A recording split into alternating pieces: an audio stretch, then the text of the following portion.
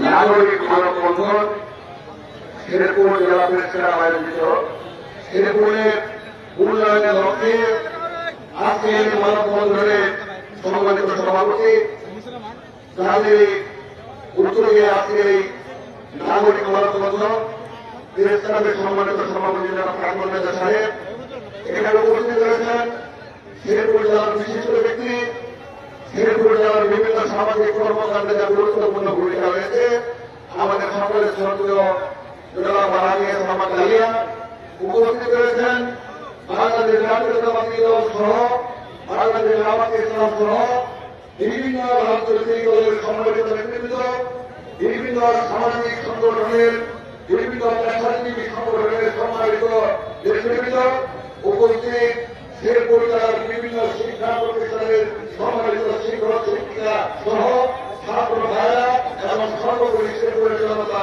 সবাইকে আমার সম্মানিত আসসালামু আলাইকুম।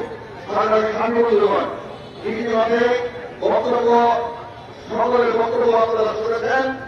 বৃষ্টির জনিত কারণে বক্তব্য আমি দেখে শুরু করব না এবং মানববন্ধনের সময়ও শেষ হয়েছে। প্রিয় ভাইয়েরা আমার, আজকের যে দাবি আমি বলব এটা দাবি না, এটা শেরপুরের মানুষের অধিকার। বিগত সময়গুলিতে বিশেষ করে 15 বছর 15.5 বছর যারা ক্ষমতায় ছিলেন তারা জনগণের ভোটে নির্বাচিত ছিলেন না, যারা ক্ষমতায় ছিলেন তারা যোগ্য নেতৃত্ব তাদের মধ্যে ছিল না, তাদের মধ্যে ছিল প্রতিহিংসা, তাদের মধ্যে ছিল লুটপাটের জন্য বিশেষ ভূমির দৃষ্টিভঙ্গি। ভাইয়েরা আমার, যার ফলে আজকে শেরপুরে যে নাগরিকদের জন্য ন্যূনতম যে তাদের যে অধিকার, তাদের যে প্রাপ্যতা সেগুলো আপনারা লক্ষ্য করছি শেরপুরবাসী পাচ্ছে না। প্রিয় ভাইয়েরা আমার, আজকে যে দাবিগুলি এসেছে এই দাবি আগে আপনারা লক্ষ্য করে দেখুন শেরপুর সদর হাসপাতালের দিকে।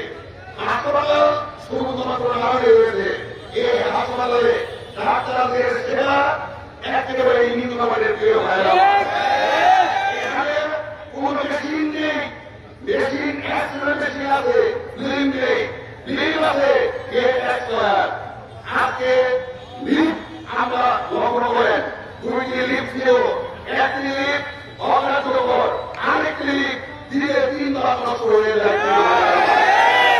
ভাইয়েরা আমার, আমাদের জনগণের মৌলিক অধিকারের মধ্যে গুরুত্বপূর্ণ একটা অধিকার হচ্ছে স্বাস্থ্য সেবা। এই স্বাস্থ্য সেবা থেকে শেরপুরবাসী বঞ্চিত। প্রিয় ভাইয়েরা আমার, শিক্ষা, স্বাস্থ্য, পর্যটন, যোগাযোগ, কৃষি এবং শিল্প সমস্ত দিক দিয়ে শেরপুর জেলা পিছিয়ে রয়েছে। আমরা আজকে শেরপুর প্রেস ক্লাবের মাধ্যমে শেরপুরের মানুষ আজকে ঐক্যবদ্ধ হয়ে রাস্তায় নেমেছে। আমরা আগামীতে শেরপুরবাসীকে এইভাবে ঐক্যবদ্ধ দেখতে চাই। প্রিয় ভাইয়েরা আমার, আমাদের বক্তব্যে এখানে অনেক নেতৃবৃন্দ বক্তব্য রেখেছেন। আমরা লক্ষ্য করেছি বিভিন্ন এলাকায় আমরা লক্ষ্য করি এলাকার লোকজন পরিচিতিময় কখনো সেই এলাকার জন্য, আমার কখনো কখনো সেই এলাকা পরিচিত পাই বিশিষ্ট ব্যক্তির জন্য। আমাদের শেরপুরে একজন স্বনামধন্য ব্যক্তি রয়েছেন, আমাদের সেনাবাহিনীর গর্ব, সেনাবাহিনীর প্রধান, আমাদের বাংলাদেশের গর্ব, আমাদের ওয়াকারুজ্জামান সাহেব। যেহেতু এই মুহূর্তে রাজনৈতিক কোন সরকার নাই, যেহেতু অন্তর্বর্তীকালীন সরকার, আমরা আমাদের সেনা প্রধানের কাছে অনুরোধ করতে চাই, আপনি শেরপুরের প্রতি যথেষ্ট দায়িত্বশীল।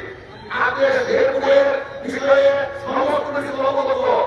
আমরা লক্ষ্য করছি আপনি শেরপুরের আলাদে কালাদে ঘুরে ঘুরে মসজিদ, মাদ্রাসা, মক্তব থেকে শুরু করে গরিব দুঃখী মানুষের পাশে দাঁড়িয়েছেন।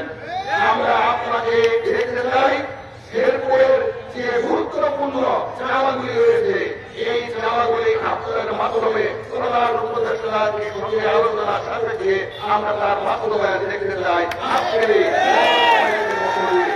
পরিশেষে যে কথাটি বলতে চাই, আগামীতে সুষ্ঠু ভোট হবে, আগামীতে জনগণ তাদের ভোট দেওয়ার সুযোগ পাবে।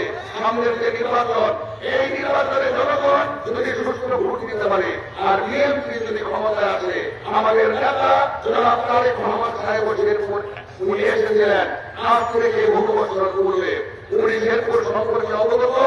আমরা আপনার দৃষ্টি আকর্ষণ করব শেরপুরের উন্নয়নের বিষয়ে। আসুন আমরা সকলে